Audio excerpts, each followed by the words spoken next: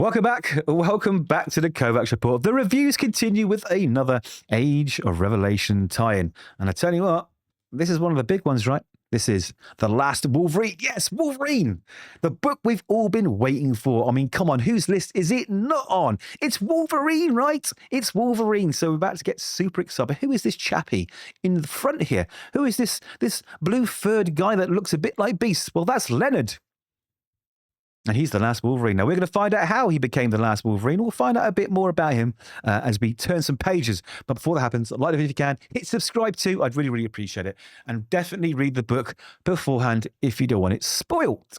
Let's dive in. So it's Saladin Ahmed, who, let's be honest, is writing a very tepid Wolverine mainline 616 book at the moment. It hasn't really been exciting. There's been flashes of great ideas, which are always very nearly always poorly executed. So what would you expect from this book? Well, let's think about it, right? Wolverine himself in the Age of Revelation, right, is the angel of death. He is Revelation's sort of most deadliest weapon, and he's had his communication skills removed. I'm pretty sure he's been semi-babbled. Now, what is babbled if you're not following books? Well, that's where Revelation himself takes away your ability to use language, communicate, speak. It's a pretty bad thing to happen. You can see that it, I think, usually causes a lot of brain damage with the people that it happens to. But of course, Wolverine's got restorative mutant power, right? So maybe he's staving that off. But he's become essentially a slave, much like he did as the Winter Soldier in the Ultimates, much like he did, you know, in all the other storylines that Wolverine have been in,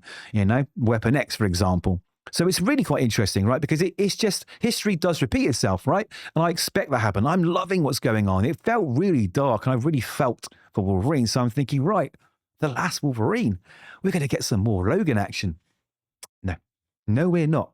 We're getting some Leonard action, as you can see by the cast here. Leonard, yes, who is Leonard? Well, in Saladin Ahmed's first arc, there was a young boy who'd been cursed by the Wendigo. He had to eat one of his dead friends to stave off the cold and starvation, and Wolverine found him, and of course, after some scuffles, they became friends, and Wolverine became his mentor, his last student, in fact, before the Age of Revelation. Now, of course, with Wolverine, I guess, working for the enemy, let's say, someone had to take up the mantle of Wolverine, because Laura Kinney wasn't doing it. She's Sabretooth now. So it was up to Leonard. Yes, Leonard. So let me just say this before we get to the book. I've waffled enough. If I offered you two books, one that had Wolverine in it and one that was about Leonard, which would you pick? And be honest. Anyway, 10 years from now, the Age of Revelation. We are in Vancouver, Canada. Yes. And we have this building which is absolutely burning down. As you can see, fire services have arrived. The humans are watching on because Canada and Vancouver, I think, are outside of the Revelation territory. So the X virus hasn't reached there yet. And these kids, they are in the fire. I don't know where their parents are. They're on their own, and it looks like they're going to be burned to a crisp. But no. The wonderful Wolverine appears, punching the air with a giant smile, helping the kiddies. This book, I'm going to tell you right now, because I'm trying to be constructive about it, right? I lost my temper a little bit, I think, in the preview, so I apologize for that. But this whole book, and I'm not even overemphasizing things or trying to get a reaction here. It is written for children. It really actually is. The dialogue has been completely dumbed down. It's like an early comic book that you buy your kids to teach them how to read and get them interested in characters. The whole book is really, really out of character for Saladin Ahmed. Now, if you read his other books, there's usually a lot of adults. I say adults. I don't mean sort of X-rated content. I mean just sort of normal conversation that adults have.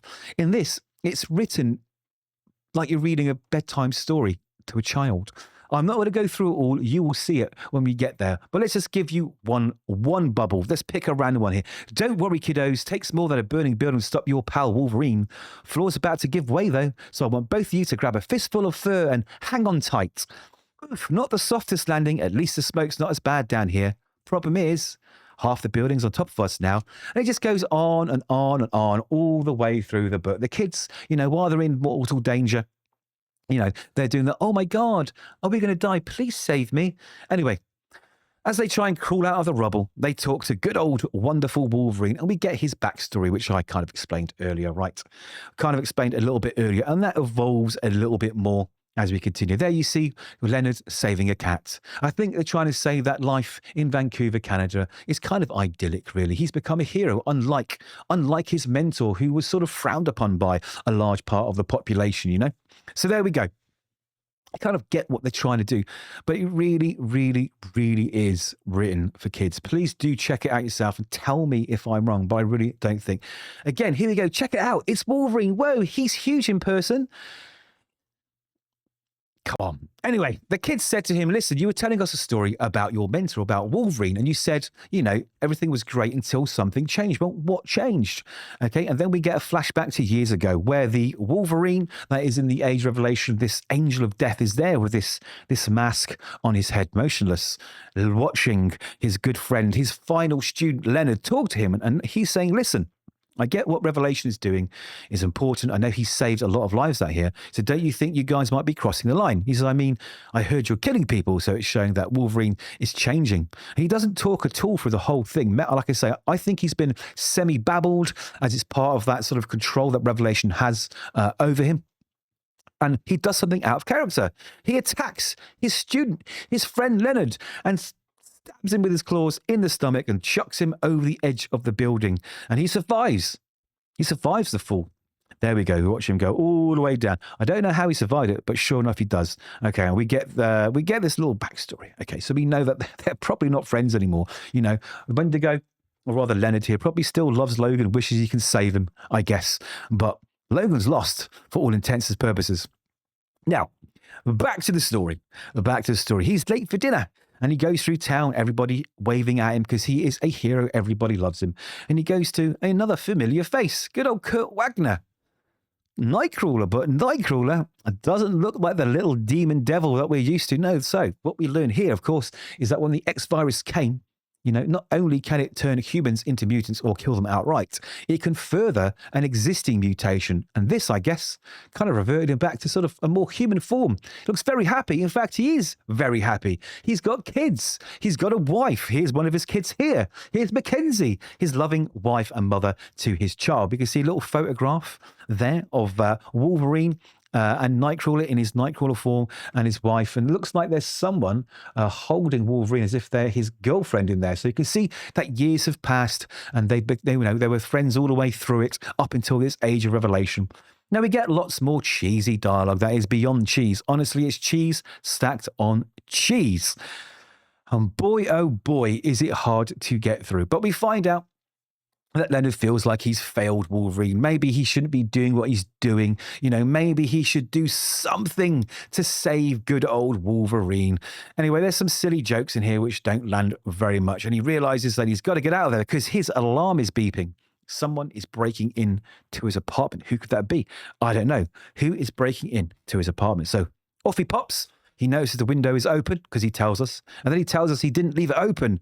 Then he comes in and he tells, listen, mister, you don't know whose flat, or I called it flats over here in England, who don't know whose apartment that you've broken into. You're going to be very sorry. You know, it does everything short of waving the finger like a dad does to his son or his daughter, because that's how it's written. I'm sorry, it's so bad.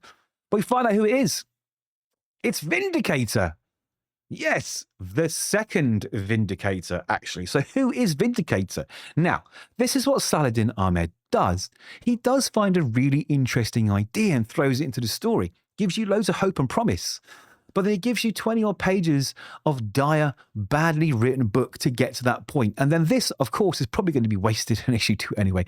Who is Vindicator? Well, if you don't know, there have been 2 Vindicators, like I said. Now, the first one was James MacDonald Hudson, okay, who was the leader, I think, and founder of the Canadian superhero team Alpha Flight. So Canada, where's Wolverine from? Makes sense, they're in Canada. Now, when he had died, his wife, Heather, she took over as the Vindicator. So that's what's going on there. Now, also, something very interesting to note, why this is a little bit more clever than just throwing in a random character, is that she was trained by Wolverine, and then she became Alpha Flight's leader as well. So it makes sense this character would be on the scene. It makes sense what this character's about to say. So that I thought was really well done. She wants to save her husband. Who's her husband? It's Wolverine. So Wolverine, sometime in the last 10 years, was married to Vindicator. and she wants to go and save him. There she looks pretty badass. She's got sort of makeshift tech on her because that's kind of one of her things. She's lost an eye by the looks of it. So I'm guessing that's who it is in that photograph sitting on the mantelpiece here, because you can kind of make out the eye patch before everything went south. There we have it. There we have it. So Vindicator's back on the scene. Logan's wife wants older Leonard here to go and save him. What will happen? I don't know. But this book for me was a bit of a letdown. Yet again, Saladin Ahmed just seems to spoil every great idea he has. And I promise you, if you force yourself to read all the dialogue in this book, you will come to the same conclusion as me. It wasn't written for me and you. This is a preschooler's comic book. It might as well have had the Marvel All Ages band on the front. It's not good, especially not for a Wolverine book. Anyway, its saving grace, if there are any, is Edgar Salazar's art. He's done an absolute fine job of the art. It looks really good. It's well coloured. He's made the best that he can with a terrible story. And I'm afraid if this wasn't a book I have to review every month, it will go straight off my pull list. But listen, there is some light at the end of the tunnel, because there are 4 Revelation books out this week, and 2 of them are actually okay. Well, one's really good, actually. One's okay. And this is one of the other 2, which aren't great. Well, find out what they are by watching the rest of my Age of Revelation videos if you get time. I'd really, really appreciate it. So have it. Those are my thoughts. Do let me know yours. Hopefully you've liked the video by now. Hopefully you subscribed. And hopefully, more important than anything else, is I'll see you in the next one.